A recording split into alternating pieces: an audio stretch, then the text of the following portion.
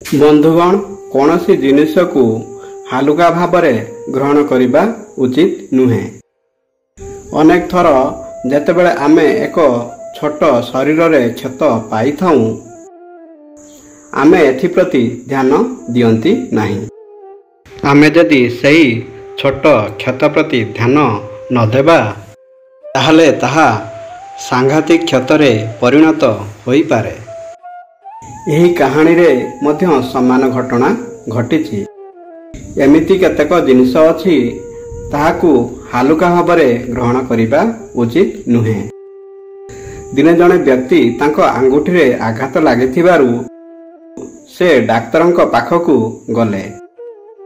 जेतेबेले व्यक्तिटी डाक्तरंकू तार क्षत देखाइला, डाक्तर परीक्षा पर कहिथिले विष विस्तार होइथिबारु तांको आंगुठी को काटी दिया जिवो।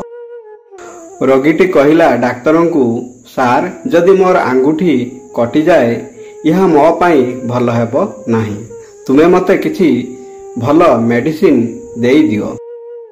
जेकोनसी उपाय तुमे मते औषध देई आरोग्य करि दियंतु। डाक्तर कहिला, ठीक अछि, चलो चेष्टा करिबा। 7 दिन पर रोगी पुणी डाक्तर पाखक जाई कहिला जे वर्तमान पूरा पाटी जंत्रणा हेउछि। डाक्तर तांको परीक्षा करी कहिले, भाई वर्तमान विष पादरे व्यापी जाइछि। एबे तुमर पूरा पाद को काटी देबाकू पड़िबो।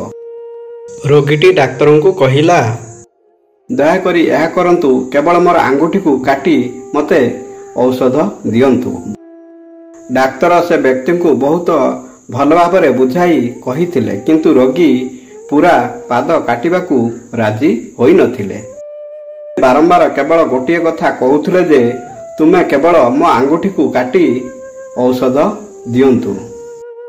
रोगीर अनुपालन हेतु डाक्तर केवल आंगुठी काटी तांकू किछि औषध देइथिले। 15 दिन परे रोगी पुनर्बार डाक्तरंको निकटकू आसी कहिला, सार वर्तमान मोर आंठू पर्यंत जंत्रणा हेउछि, दयाकरी मोर चिकित्सा करंतु। एथर डाक्तर रोगी को बुझाई कहिले जे तांकर अधा गोड़ काटी देबा दरकार, नचेत विष शरीर रे व्यापी जीवो। एथर मध्य डाक्तर रोगी को बुझाई पारिले नाही एवं से व्यक्तिटी जिद्दी धरी कहिला जे तुमे केवल मोर पादटी को काटी किछि औषध दियंतु, जहा फल मोर शरीर भल होई जीवो। एथर मध्य डाक्तर रोगीटी को किछि औषध देई देले। किछि दिन परे डाक्तर खबर पाइले जे सेही रोगीटी मरी जाइछि। यही विष शरीर रे व्यापीबा द्वारा सबकिछि नष्ट होई गला। जदि एक छोट क्षत को आमे अणदेखा करंती तेबे यह सांघातिक क्षतरे परिणत होई पारे। सेही भली मनर तिक्तता को अर्थात लोभ, भ्रम, क्रोध, अपमानना करिबा एवं यहाकू अणदेखा करिबा उचित नुहे।